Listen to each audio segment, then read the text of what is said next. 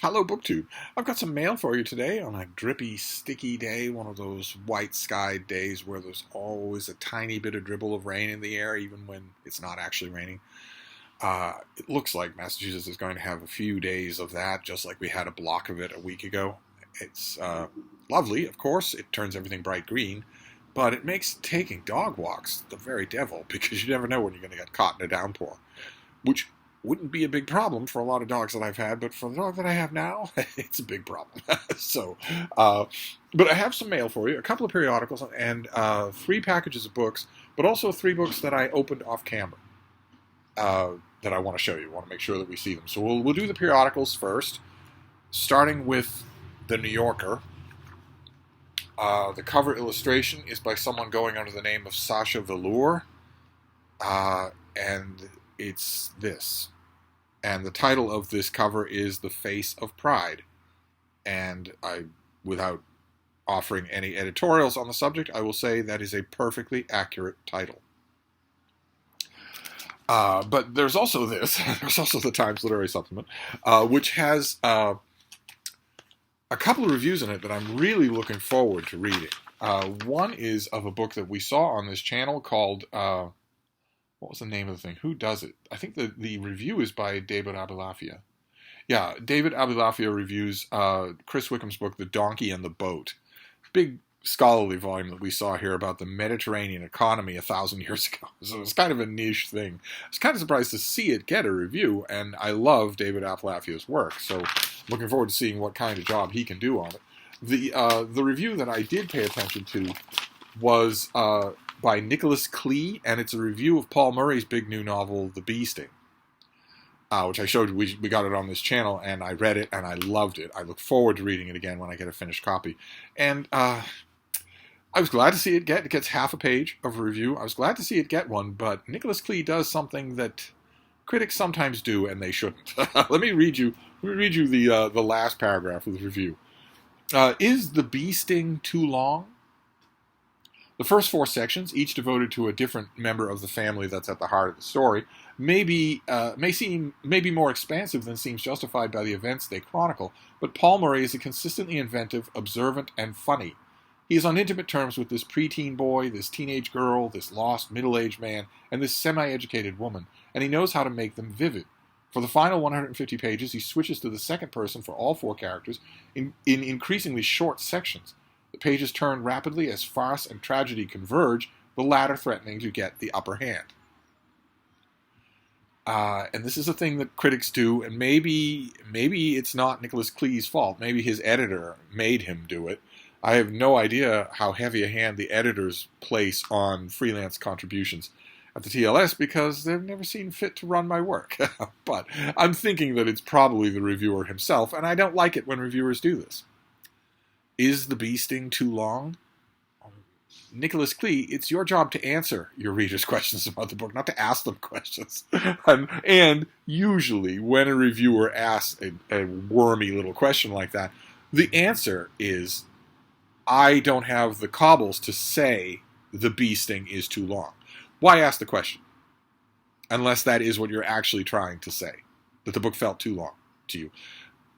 Either that or I don't know this reviewer, but is it possible he got to the end of what looks like a 800-word review and thought, well, I should say something even a little bit vaguely negative about the book? Why? Why should you? If you read it, and as you put out, and it's absolutely true that you are turning the pages of The Bee Sting, if you read it, despite its length, and loved it, thought it was under tight control the whole time, why not just say, I don't have anything negative to say about this book? Now, again, that could be a TLS policy. But it bugged me. But one thing about the TLS this time around that did not bug me refers to the last time we talked about the TLS. When I took you on I think it was a 2-hour psychodrama about all the way through the issue. And one of the things that I commented on was Catherine Hughes did a review of a new exhibit at the Tate about the pre-Raphaelites. And I read the review, and I talked about it in that video and said that I'm usually a fan of hers, but that her review of that exhibit seemed very easy. It seemed to take very, very easy, very thumbnail looks at the pre-Raphaelites. It didn't surprise me.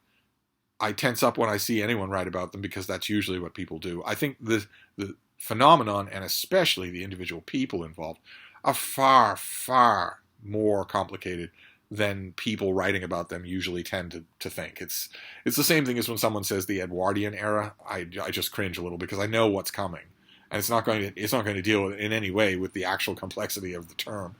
And I remember when any of you who suffered your way through that video, I said that I was tempted to write a letter, but I thought, nah, save it for a real howler. This is just a typical thing. There's no way to avoid it. And in that video, I said, I doubt that anyone else will write a letter because nobody cares about the Pre-Raphaelites, but somebody did. Charles Martindale from York wrote a letter defending the Pre-Raphaelites. I won't read you the whole thing, but it starts with, "It is slightly dispiriting, if entirely predictable given the general response of the critics, that Catherine Hughes, in her review of the Rossettis at the Tate, thoughtlessly recycles many of the tired tropes about the Pre-Raphaelites." And then he finishes his letter with, "The Tate show is far from being a complete success for a variety of reasons, including the problem of obtaining suitable loans. But the curators should surely be commended for trying to break out of these tiresome stereotypes." And Charles Martindale in York, if you are watching this video, I now want to marry you. That was very, very good to read, all the more so for being unexpected. And I wonder, I don't know anything about this exhibit. One of you very kindly sent me photos from it, but I don't know anything about it. I won't ever see it.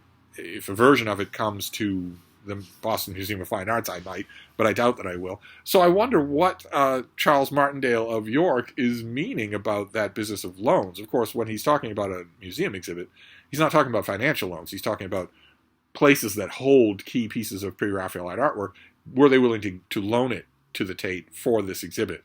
Usually museums are pretty good about that, so I have to think that maybe the loan problem is private collectors. Is in the early part of like the 30s, the late 30s and the early 40s, the 1930s and the early 40s, the Pre-Raphaelites were in such a trough in terms of their critical esteem, their collectability, that you could snap up stuff. You can't do that anymore, but you could about a century ago. A little more than a century ago, you could. So it's possible that some key pieces are in private hands, and maybe those people just don't loan out their work at all to museums. I can't imagine that, but I'd love to know more about it. But anyway, those were the periodicals, and I want to show you the books, starting with a box that I opened off camera. I don't know what I was thinking. I got a box of the two of the latest Loeb Classical Library editions, which, for those of you who don't know what I'm talking about, they're these little pocket-sized hardcovers that Harvard University Press puts out of the classics of ancient Greece and Rome. The Greek volumes have green dust jackets, the Latin volumes have red dust jackets, and what you get is the original text on one side and an English language translation, usually not all that ambitious, trying to hit the notes, trying to check the boxes, on the other side. They're invaluable for students who are learning Greek or Latin because you've got somebody's trot of a translation right there, and you can work on it yourself. But they're also invaluable for if you are, I admit there are fewer of these people in the world now, but if you're in the position where you like to read these authors without a translation, it's going to be harder to find a non-Loeb edition in the original language, usually secondhand or firsthand, than it will be to find these things. The Loebs cover everything. So if you really want to sit down and read or reread Pausanias or Aeschylus, with the Loeb, you can do that for $20 for the hardcover and not have to hunt around for any scholarly original work from 100 years ago. That makes them a delight. And I got two of the latest ones and opened them off camera. The first one is Greek, and this is Philostratus, The Life of the Sophists, and Eunapius, also The Lives of the Sophists. And these two, the wonderful thing about this volume is that these two people lived at different times, but they had the same subject matter. So you get, I believe these are new translations of both of these people with lots and lots of notes in the back. You've got an index, you've got, see all the notes in the back, lots and lots of stuff like that. And this is what I meant by the text. You get the Greek on one side, the English on the other, and footnotes running throughout the text in addition to the endnotes. So these can often be just a delight. I don't remember off the top of my head what the previous Loeb version of Philostratus. I think the last Loeb edition of Philostratus was 100 years ago, and I'm pretty sure they had a volume to himself. I don't know if it was The Lives of the Sophists or not, but I haven't had it. I haven't explored these two authors in a long, long time. So this will be a lot of fun to do, even if it's not my subject. Those of you who are wondering what sophists are, just picture how insufferable a philosopher is, and then put that on steroids. That's what a sophist is. But there's also a Latin volume, and I don't know if I've given the impression on this channel, but the Latin authors I know 10 times better than the Greek authors, with the exception of Homer. I know the Latin authors 10 times better. So this author and his works are extremely familiar to me. I've never had a Loeb volume of Cato. This is the orations and then a bunch of fragments. So you get the first part of the book is the orations, and then you get all these fragments. And again, you get the Latin on one side, the English on the other, footnotes wherever applicable on the page, and then line variations. Oh, this has concordances in the back. Fantastic. Fantastic. You get line variations, reading variations between different scholarly editions, and notes. It's just an incredible volume. I don't remember off the top of my head how many Cato volumes Loeb puts out. I think there's one other, at least, but fantastic. So I will read both of these. I have a much greater likelihood of keeping the Cato volume than I do the Philostratus volume. But those were two of the ones that I opened off camera, and then the other one, if a Loeb Classical Library edition in Latin is a Steve Bullseye, then so is this next one. I think we've seen this already. This is by Jen Goldbeck and Stacy Colino, and this is The Purest Bond. Understanding the Human-Canine Connection. This comes out in mid-November. I think I showed you this in one of those, books that I'm still looking forward to in the rest of the year type videos.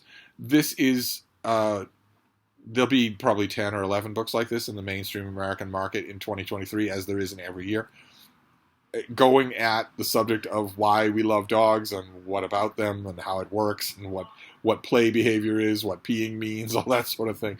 I often comment when I get a book like this or see a book like this that there's really only one two-legged creature on Earth who should write a book like this, and it's me, and I haven't done it. But these authors probably have credentials. Jen Goldbeck is the, quote, internet's dog mom and creator of the social media sensation The Golden Ratio. She's a professor at the University of Maryland's College of Information Studies, and she's a popular science communicator on issues related to social media and dogs. And I have never seen her TED Talks or any of her broadcasts, but I can almost unconditionally guarantee that she views dogs as wind-up toys. Almost all dog moms or dog dads or dog whisperers view them as wind-up toys. And the reason why they might be very compassionate about them. They might want to advocate for greater compassion to them, but the reason they view them as wind-up toys is because they can't view them as people, because they can't communicate with them. But who is Stacy Colino? Is an award-winning writer specializing in health and psychological issues. Her writing has appeared in many national magazines, and she's the co-author of numerous books, and she's a lifelong dog lover, and has owned 3 rescue dogs. So this will come out in November. I'm not meaning to downplay it. It will almost certainly scratch your itch if you are interested in the latest dog book. These things they're very much of a common mold, is what I'm saying. So I'm not saying if you've read one, you've read them all. I haven't read this yet, so I don't know. I don't know how much of. Let's see. Do we have a sheet on this thing? Oh yes, I do. Let's see what the sheet has to say while I show you this adorable little thing, and you've got an adorable thing in the background. She would scream her head off at this dog if she saw him. She would scream her head off. Let's see here. This science-based, comprehensive exploration of the profound bond between humans and dogs is perfect for fans of our dogs ourselves and what the dog knows. Dogs have been considered people's best friends for thousands of years, but never has the relationship between humans and their canine companions been as vitally important as it is today. Do you want to do some Frida yoga, baby? There won't be any Frida yoga in that book.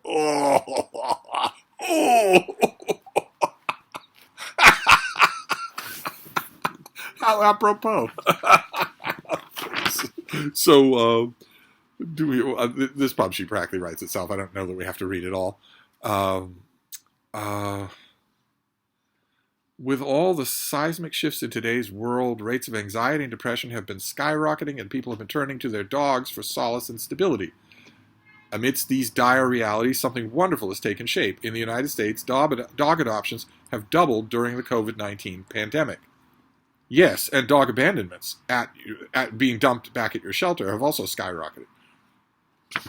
70% of the people who adopted dogs during COVID-19 lockdown so they wouldn't feel quite so alone didn't want the dog the minute they could go back to the club. So they just dumped the dog. But it's the dog's whole world. It's the dog's whole life. The COVID-19 pandemic resulted in an enormous uptick in misery for dogs. Let's see here. As people have brought furry friends into their lives for the first time or seized the opportunity to deepen the connection they already have, they are looking to understand how owning a dog can change their lives. Now, in this book, explores the benefits our dogs can have on our physical, emotional, cognitive, and social well-being, often without realizing it. The description sure sounds like it's all about one person in this bond. Anyway, I usually I know I'm not sounding it right now, but I usually like these books. I usually do. They're intensely predictable. I mean, there'll be a chapter or more than one chapter on the super senses of a dog, how much more sensitive your dog's nose is than yours and whatnot. It doesn't have anything to do with the sacred bond, but they'll do it anyway. There'll be a perforced can chapter on the domestication of dogs and the latest thinking about how, dogs came into the human world, etc., etc., etc. There'll be studies of how much dogs understand and how good their cognition level is, etc., etc. If you like that kind of a thing, or more importantly, probably more to the point, if you have a largely non-bookish friend that you want to get a dog book for, this will probably be a good example. It comes out in the fall. I'll read it closer to the time. But then we've got packages, 3 packages, and one of them is a box. And they're all from publishers. I'm not getting any vibe here that someone has broken rule number 1, like someone spectacularly did the other day by sending me an entire box of Regency romances. That was incredible. That siren is going crazy because no one will get out of the car's way. No one will get out of the ambulance's way. That's why they're going crazy, because the people, the ordinary American citizens on the street are thinking, I'd rather keep scrolling. I'm sorry about your mother. I'm sorry they didn't get to her in time. I'm the reason. But I'd really rather keep scrolling. I'll pull over later. But anyway, what do we... Oh, great. Oh, fantastic. Okay, this is a print finished copy of something that's already out. This is D.J. Taylor's biography of George Orwell. 600 pages. This is great. This has already been out. A lot of people have already had their whack at this. I would like to review this, so I will give this a try. It'll go on the pile. Well, I don't know. Maybe all of these will. This will go on the pile tonight. I can at least get a great whacking chunk of it done, or read through without pencil in hand. So this came out in late May. This is in your bookstores now, if you've got a bookstore. A fascinating exploration of George Orwell and his body of work by an award-winning Orwellian biographer and scholar, presenting the author anew to 21st century readers. I really would have reworded that so that Orwellian has a definition of its own now. You can't just use it that way. And if you call a biographer Orwellian, you're not saying anything nice about them. We find ourselves in an era when the moment is right for a reevaluation of the life and works of one of the 20th century's greatest writers. Whoa there, Nellie. This is the first 21st century biography of George Orwell, with special recognition to D.J. Taylor's stature as an award-winning biographer and Orwellian. There it is again. I would hope that D.J. Taylor is not Orwellian. Using new sources that are now available for the first time, we are tantalizing at the end of the lifespan of Orwell's last few contemporaries, whose final reflections are caught in this book. The way we look at a writer and his canon has changed even over the course of the last 2 decades. There is a post-millennium prism through which we must now look at for such a biography to be fresh and relevant. Totally false. Totally false. But that's a pub sheet, right? That's the pub sheet, not the book. So, great. Fantastic. D.J. Taylor's new book about George Orwell. D.J. Taylor wrote a novel called Derby Day. It was meant to be very, very Trollopian. It was meant to be very much like a Trollope novel. And I reviewed it. Oh, God, that must be 10 years ago. For the Washington Post, I think. and he's a really good writer. I would never expected, a 600-page biography of George Orwell, but I'll take it. I was recently spending a lot of time in that 4-volume set of the collected essays of George Orwell, collected essays, reviews, correspondence, columns, that sort of thing, and I was delighting in it. Just delighting in it. So great. All right. So we've got that. Now let's keep going here. What is this next one? Looks like it's also a heavy finished copy. That would be great. I am always on the lookout for finished copies. Oh, great. Okay, so this is a finished copy of a June release. Is that right? Yes, late June.